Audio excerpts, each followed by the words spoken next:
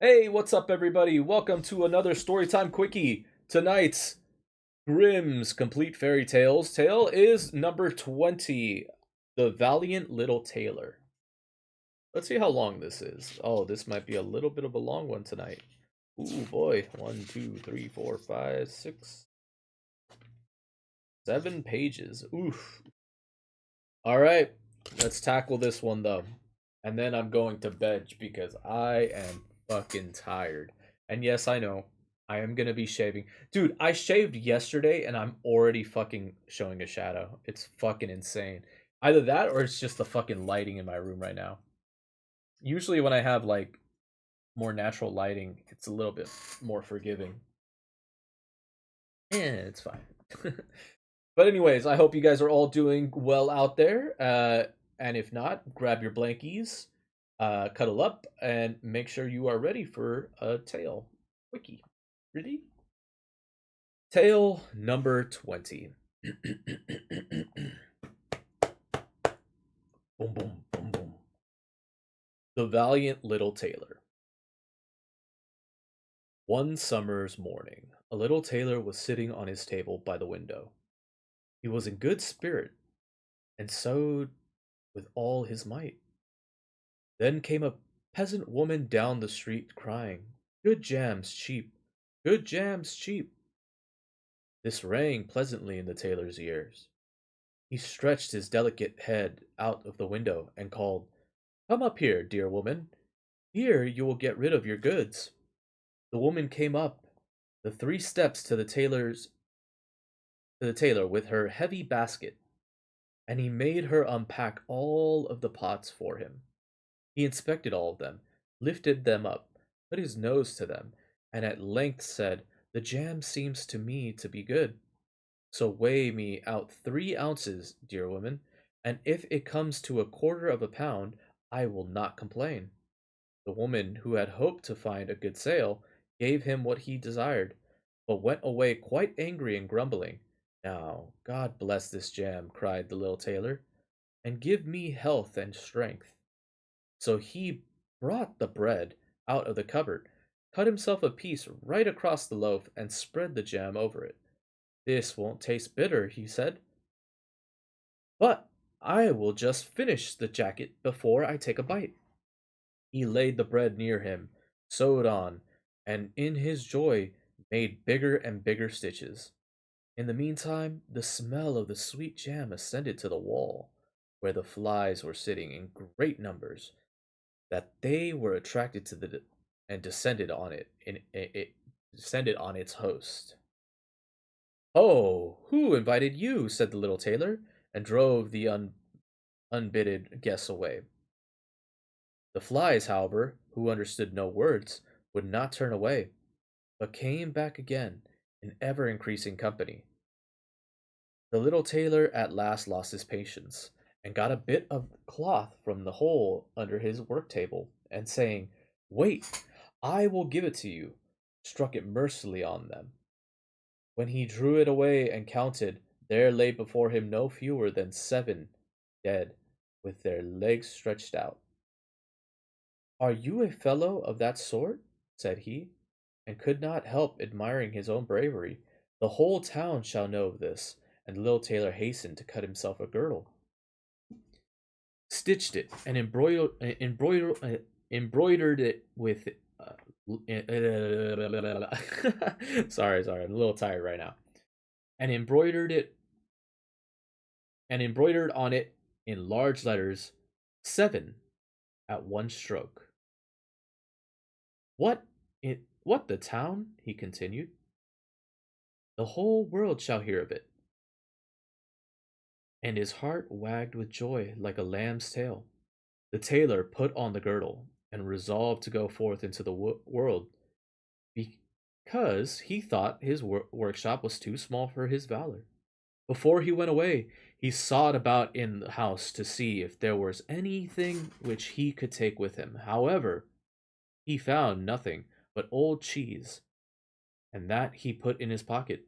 In front of the door he observed a bird which had caught itself in the thicket. It had to go into the pocket with cheese. it had to go into his pocket with the cheese. Now he took to the road boldly, and as he was light and nimble, he felt no fatigue. The road led him up a mountain, and when he had reached the highest point of it, there sat a powerful giant looking about him quite comfortably. The little tailor went bravely up, spoke to him, and said, "Good day, comrade. So, you are sitting there overlooking the widespread world. I am just on my way there, and want to try my luck. Have you any inclination to go with me?" The giant looked contemptuously at the tailor and said, "You ragamuffin, you miserable creature." "Oh, indeed," answered the little tailor, and unbuttoned his coat and showed the giant the girdle. "There you may read what kind of a man I am." The giant read seven at one stroke, and thought that they had been men whom the tailor had killed, and began to feel a little respect for the tiny fellow. Nevertheless, he wished to try him first, and took a stone in his hand and squeezed it together so that water dropped out of it. "Do that likewise," said the giant, "if you have strength." "Is that all?" said the tailor.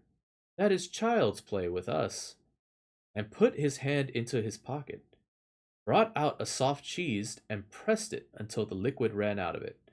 "Faith," said he, "that was good, wasn't it?" The giant did not know what to say, and could not believe it could not believe it of the little man. Then the giant picked up the stone and threw it so high that the eye could scarcely follow it. "Now, little mite of a man, do that likewise." "Well thrown," said the tailor, "but after all the stone came down to earth again. I will throw you one which shall never come back at all." And he put his hand into his pocket, took out the bird, and threw it into the air. The bird, delighted with its liberty, rose, flew away, and did not come back. "How does that shot please you, comrade?" asked the tailor. "You can certainly throw," said the giant, "but now we will see if you are able to carry anything properly." He took the little tailor to a mighty oak tree, which lay there felled on the ground, and said, "If you are strong enough, help me carry the tree out of the forest." "Readily," answered the little man. "You take the trunk on your shoulders, and I will raise up the branches and twigs. After all, they are the heaviest." The giant took the trunk on his shoulder, but the tailor seated himself on the branch, and the giant, who could not look round, had to carry away the whole tree, and the little tailor to boot. The tailor was quite merry and happy, and whistled the song. Three tailors rode forth from the gate, as if carrying the tree were child's play. The giant, after he had dragged the heavy burden part of the way, could go no further, and cried, "Oh, I shall have to let the tree fall." The tailor sprang nimbly down, seized the tree with both arms as if he had been carrying it, and said to the giant, "You are such a great fellow, and yet you cannot even carry the tree." They went on together, and as they passed the cherry tree, the giant laid hold of the top of the tree where the ripest fruit was hanging, bent it down, put it into the tailor's hand, and bade him eat. But the little tailor was much too weak to hold the tree, and when the giant let it go, it sprang back again, and the tailor was hurried into the air with it. When he had fallen down again without injury, the giant said, "What is this? Have you not strength enough to hold the weak twig?" "There is no lack of strength," answered the little tailor. "Do you think that could be anything to a man who has struck down seven at one blow? I leapt over the tree because the huntsmen are shooting down there in the thicket. Jump as I did. If you can do it." The giant made the attempt, but could not get over the tree, and remained hanging in the branches, so that in this also the tailor kept the upper hand. The giant said, "If you are such a valiant fellow, come with me into our cavern, and spend the night with us." The little tailor was willing, and followed him. When they went into the cave, other giants were sitting there by the fire, and each of them had a roasted sheep in his hand, and was eating it. The little tailor looked round and thought, It is much more spacious here than in my workshop. The giant showed him a bed, and said he was to lie down in it and sleep. The bed, however, was too big for the little tailor. He did not lie down in it, but crept into a corner. When it was midnight, and the giant thought that the little tailor was lying in a sound sleep, he got up, took a great iron bar, cut through the bed with one blow, and thought he had given the runt his finishing stroke. With the earliest dawn, the giant went into the forest, and had quite forgotten the little tailor, when all at once he walked up to them quite merrily and boldly. The giants were terrified. They were afraid that he would strike them all dead, and ran away in a great hurry. The little tailor went onwards, always following his own pointed nose. After he had walked for a long time, he came to a courtyard of a royal palace, and as he felt weary, he lay down on the grass and fell asleep. While he lay there, the people came and inspected him on all sides, and read on his girdle, "Seven at one stroke." "Ah," said they, "why is the great warrior here in the midst of peace? He must be a mighty lord." They went and answered him to the king, and gave it as their opinion that if war should break out, they should be a weighty and a useful man. But this would be a weighty and useful man who ought on no account be allowed to depart. The council pleased the king, and he sent one of his couriers to the little tailor to offer him military service when he awoke. The ambassador remained standing by the sleeper, waited until he stretched his limbs and opened his eyes, and then conveyed to him this proposal. "For this very reason I have come here," the tailor replied. "I am ready to enter the king's service." He was therefore honorably received, and a special dwelling was assigned him. The soldier, however, the soldiers, however, were set against the little tailor, and wished him 1,000 miles away. "What is to be the end of this?" they said amongst themselves. "If we quarrel with him, and he strikes about him, 7 of us will fall at every blow. Not one of us can stand against him." They came therefore to a decision, went to the king, and begged for their dismissal. "We are not prepared," said they, "to stay with a man who kills 7 at one stroke." The king was sorry that for the sake of one he should lose all his faithful servants, wished that he had never set eyes on the tailor, and would willingly get rid of him again. But he did not venture to give him his dismissal, for he dreaded that he should strike him and all his people dead, and place himself on the royal throne. He thought about it for a long time, and at last found good counsel. He sent to the little tailor. He sent to the little tailor and had him informed that he was such a great warrior. The king had one request to make him. In a forest of this country lived two giants who caused great mischief with their robbing, murdering, ravaging, and burning, and no one could approach them without putting themselves in danger of death. If the tailor conquered and killed these two giants, he would give him his only daughter to wed, the half of his kingdom as a dowry. Likewise, 100 horsemen would go with him to assist him. "That would indeed be a fine thing for a man like me," thought the little tailor. "One is not offered a beautiful princess and half a kingdom every day of one's life." "Ah, yes," he replied, "I will soon subdue the giant, and do not require the help of the 100 horsemen to do it. He who can hit 7 with one blow has no need to be afraid of two." The little tailor went forth, and the 100 horsemen followed him. When he came to the outskirts of the forest, he said to his followers, "Just stay waiting here. I alone will soon finish off the giants." Then he bounded into the forest and looked about right and left. After a while, he perceived both giants. They lay sleeping under a tree and snored so that the branches waved up and down. The little tailor, not idle, gathered 2 pocketfuls of stones, and with these climbed up the tree. When he was halfway up, he slipped down by a branch until he sat just above the sleepers, and then let one stone after another fall on the breast of one of the giants. For a long time, the giant felt nothing, but at last he awoke, pushed his comrade, and said, "Why are you knocking me?"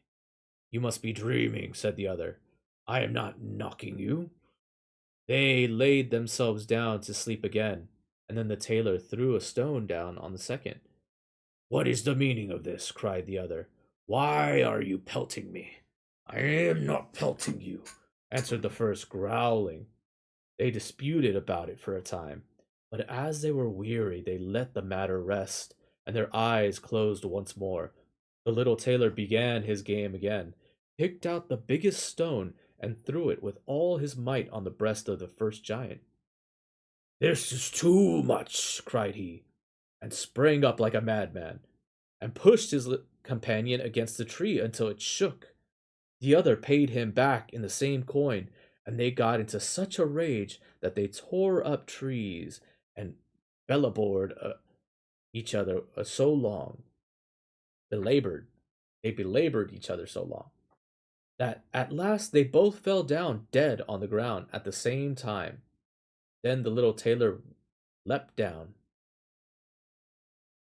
"It is such, it is a lucky thing," said he, "that they did not tear up the tree on which I was sitting, or I should have had to spring onto another like a squirrel. But we tailors are nimble. He drew out his sword and gave each of them a couple of thrusts in the breast, and then went out to the horsemen and said, 'The work is done. I have given both of them their finishing stroke.' But it was hard work. They tore up trees in their sore need and defended themselves with it. But all that is to no purpose when a man like myself comes, who can kill 7 at one blow." "But are you not wounded?" asked the horseman. "You need not concern yourself about that," answered the tailor. "They have not bent one hair of mine." The horsemen could not believe him, and rode into the forest. There they found the giants swimming in their blood, and all round about lay the torn up trees. The little tailor demanded of the king the promised reward. He, however, repented of his promise, and again thought of how he could get rid of the hero. "Before you receive my daughter and the half of my kingdom," said he to him, "you must perform one heroic deed. In the forest roams a unicorn which does not great harm, and you must catch it first. I fear one unicorn still less. I fear one unicorn still less than 2 giants. 7 at one blow is my kind of affair." He took a rope and an axe with him, went forth into the forest, and again bade those who were sent with him to wait outside. He had to seek long.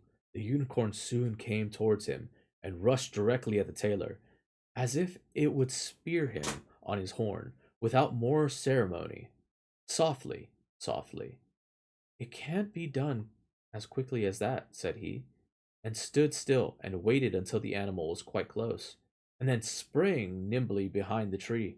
The unicorn ran against the tree with all its might, and struck its horn so fast in the trunk that it had not enough strength to draw it out again.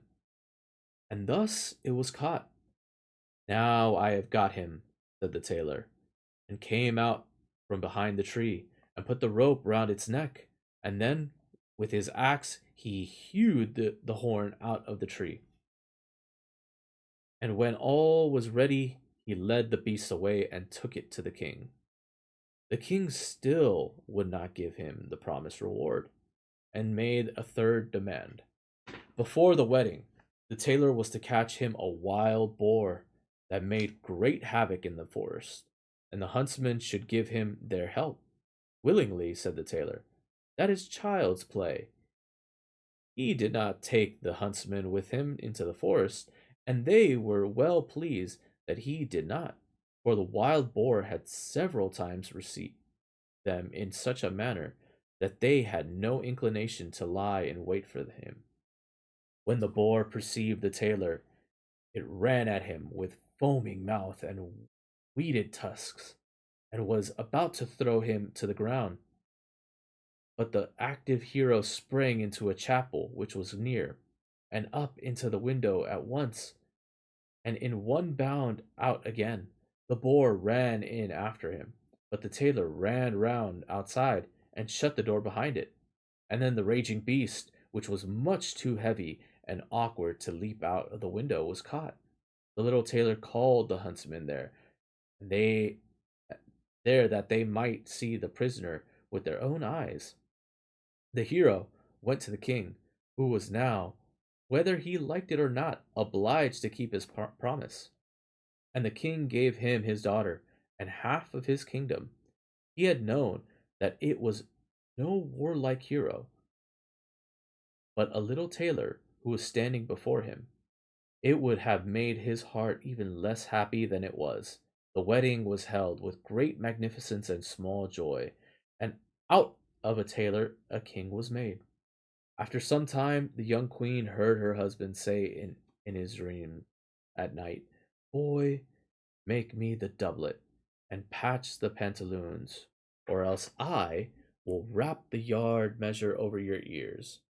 Then she discovered in what state of life the young lord had been born. The next morning complained of her wrongs to her father, and begged him to help her get rid of her husband, who was nothing else but a tailor. The king comforted her, and said, "Leave your bedroom door open this night, and my servant shall stand outside, and when he has fallen asleep shall go in, bind him, and take him on board a ship which shall carry him into the wide world." The woman was satisfied with this, but the king's amour bearer, armoire bearer, who had heard all, was friendly with the young lord, and informed him of the whole plot. "I'll put a screw into that business," said the little tailor. At night he went to bed with his wife at the usual time, and when he sat thought that he had fallen asleep. She got up, opened the door, and then lay down again. The little tailor, who was only pretending to be asleep, began to cry out in a clear voice, "Boy, make me a doublet and patch me the pantaloons, or I will wrap the yard measure over your ears." I slayed 7 at one blow. I killed 2 giants. I brought away 1 unicorn and caught a wild boar, and now I am expected to fear those who are standing outside the room. When these men heard the tailor speaking thus, they were overcome by a great dread, and ran as if the wild hunter were behind them, and none of them would venture anything further against him. So the little tailor was a king, and remained one to the end of his life. Wow, that was a pretty fun story. I like that one. It was pretty cool. It doesn't seem to have any point really to this one. No morality other than like lying helped this dude achieve really uh kind of unbelievable things. I mean, for someone that just basically swatted 7 flies at once, he took out 2 giants, the boar, the unicorn. Like it's crazy. Ended up becoming a king. It's so wild. It's like the opposite of like most morality tales for lies. Usually when they lie, it's like something bad ends up happening, but this was like all good for him. So that concludes story time number 20, The Valiant Little Tailor. If you are watching from Twitch, if you're watching live, thank you so much. Even if you're not in chat, if you're just watching, in incognito or anything like that, I appreciate it. You guys, I do this for you guys. I come uh late night to do this stuff so you guys can hear a fun little story, stuff that you guys don't usually hear, especially nowadays. It feels like that kind of stuff is dead. A lot of people have lost this kind of culture of reading and storytelling and stuff like that. Everything's moved to digital age and stuff. So I like to have this little gathering every once in a while. I used to do it a lot with people back in the day. Not as much now, but when I was younger, a lot more. But if you're watching from YouTube, please hit that like, subscribe down below, comment. It helps with the algorithms. I greatly appreciate your guys' support. Thank you so much. If you'd like to see me do any other readings, play any video games, I have a business email on my X/Twitter bio. If you're on my Twitch, the links are posted down below. I should have the links on my YouTube to my Twitch down below as well, so you can check that out. And again, have a great night. I'm going to be ending stream as well. You guys can catch me most nights. But if you want to see when I'm going live, check out my Twitter. I usually post up when I'm going live on there. There's no set schedule quite yet, but we'll see. Maybe in the future I might. So I guess I'll see you guys later. And as always, for all those out there, don't stay a stranger. Bye. Have a good night. Don't let the bed bugs bite. Bye. Oh, that's right. And for all those that don't know, I changed my username. I completely forgot. You guys are probably not even like fucking on here because of that. But yes, I am Stigma. Hugs and kisses. Hugs and kisses. Yeah, that's what the XOXO stands for. But I'll see you guys next time. And bye.